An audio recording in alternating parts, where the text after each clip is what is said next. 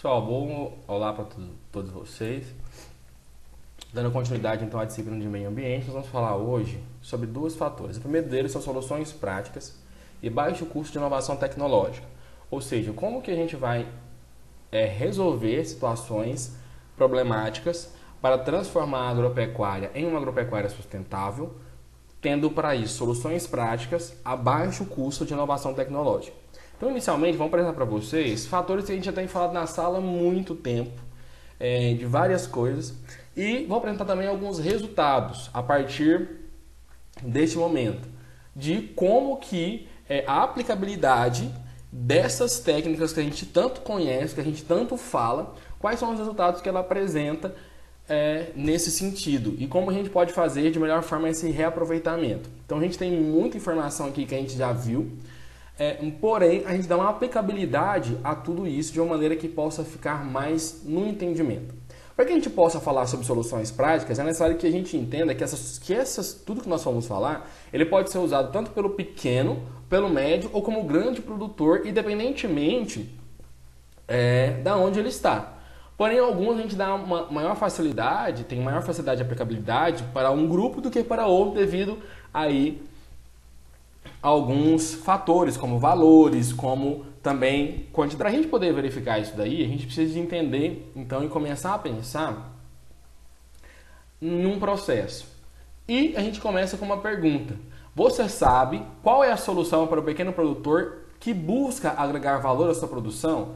Agregar valor à sua produção seria um processo que está também dentro do processo de sustentabilidade, que seria o valor econômico. Quando a gente vê lá nas aulas anteriores, o processo aí ligado ao fator sustentabilidade, o fator econômico.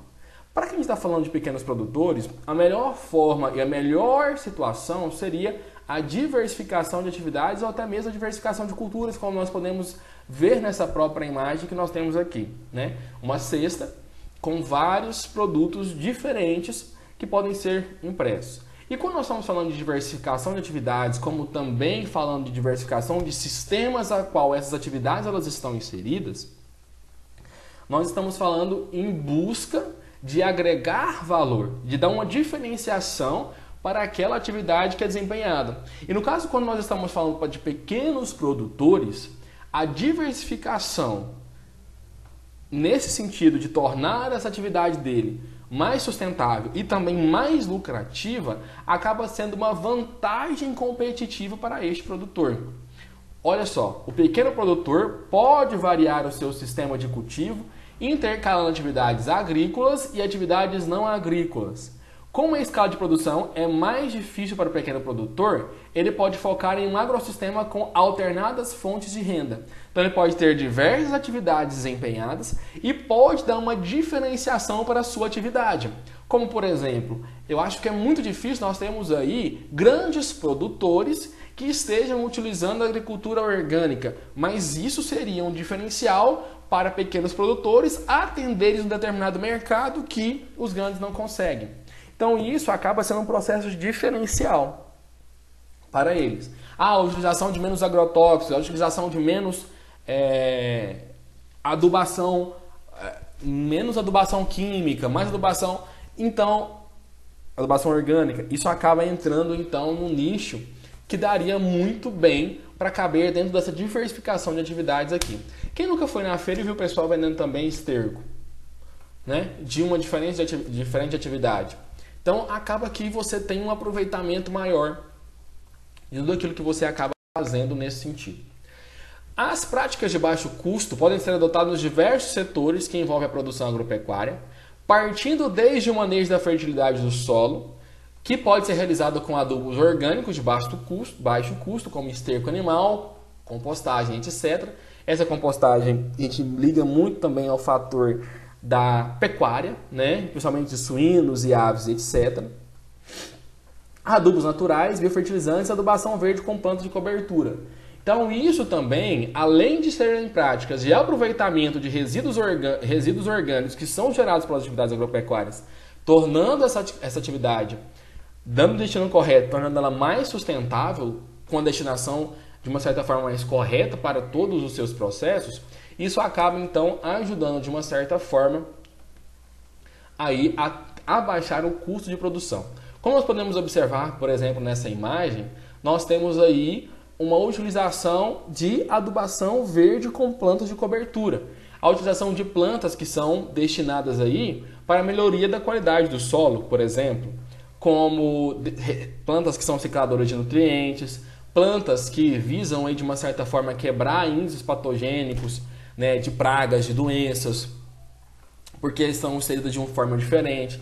Pensando nisso, a gente também pensa no sistema radicular dessas plantas que nós vamos ver posteriormente. A finalidade de descompactar, a finalidade de combater, por exemplo, serem plantas com menos fator de reprodução para nematóides. Então, todos esses fatores acabam sendo fatores de baixo custo para o controle de diversas situações aí, cujas quais a agricultura está suscetível também como a pecuária. Uma outra forma também de você poder ter uma diversificação da sua atividade seriam as práticas como consórcio, que são alternativas para a otimização do uso da área, principalmente quando se está tratando de áreas menores. Elas podem ser sistema silvopastoril, que é a criação de gado e cultivo de espécies arbóreas. Como nós estamos verificando aqui nessas imagens, nós temos gado e arbóreo. Silvio-agrícolas, cultivos agrícolas e espécies arbóreas. No lugar que nós teríamos aqui a pastagem, nós teríamos culturas como soja, milho, sorgo e etc. E agrosilvopastoris, cultivos agrícolas, pastagem e espécies arbóreas na mesma área, que é, consequentemente, possivelmente, o que essa imagem ela vai referir para nós. Só que isso acontece de uma maneira rotacionada, com todo um planejamento de onde a gente vai poder utilizar isso. Quem aqui em Rio Verde tem o teste como isso? O Senar, através da Faculdade Objetivo, que realiza aquele dia de campo ABC do Cerrado, onde eles apresentam em todos os anos resultados de atividades como essas, agrosilvopastoris, de um modo que você obtém uma agregação de valores na sua atividade, além mesmo do processo de diversificação. E fica onde? Fica aqui em Rio Verde, na saída para Montevidéu. Além desses sistemas, nós podemos integrar hortaliças, herbáceas, folhosas e condimentos, assim como hortaliças mais frutas e legumes. Então, isso depende do quê? Da forma do que o cara pode produzir na sua área. O que aquela região que ele está trabalhando, ela é mais favorável para a produção. E dentro disso, deste contexto, verificar tudo que pode, de uma certa maneira. Uma forma também de utilização dessas práticas, essas práticas elas vão auxiliar no manejo. Que manejo? No manejo dessa área, tanto em fatores de pragas, como fatores também de doenças. No manejo de pragas e doenças, também existem boas práticas, como, por exemplo, rotação de cultura. Essa prática de rotação de cultura nós temos falado ao longo do tempo.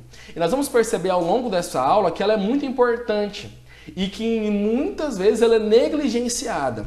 Como eu falei para vocês em alguns momentos que nós acabávamos falando assim, que nós estávamos fazendo agricultura em sistema de plantio direto, mas não estávamos porque estava faltando alguns fatores.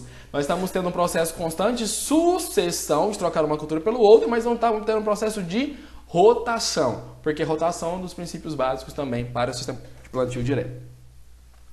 Este método tem grande eficiência, pois quebra o ciclo de patógenos ou pragas, por ser usado nesse sistema culturas de famílias diferentes com organismos nocivos variados.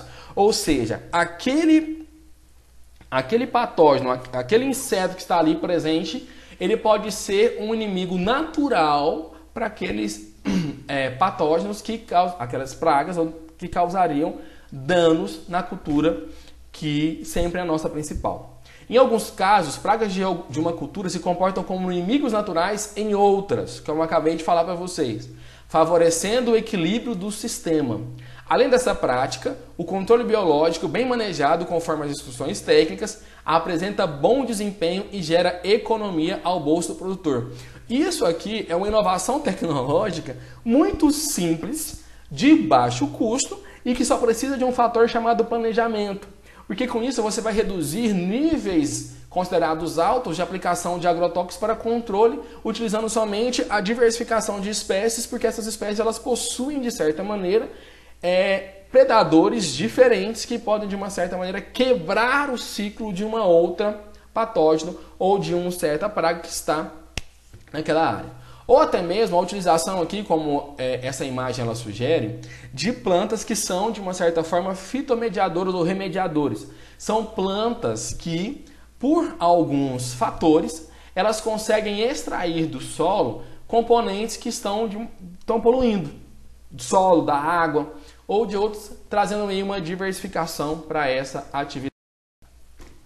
Outra prática também, de uma tecnológica, seria o uso da irrigação. É uma prática que muitas vezes onera o custo de produção, mas permite cultivos em épocas desfavoráveis. Época que você não conseguiria fazer um processo de cultivar plantas naquela área, você consegue através da utilização de irrigação.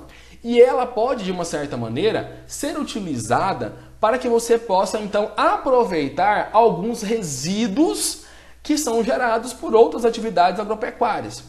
Aproveitamento de águas residuárias ou até dejetos de animais e para a reutilização de água proveniente de captação ou lavagem de equipamentos e estrutura.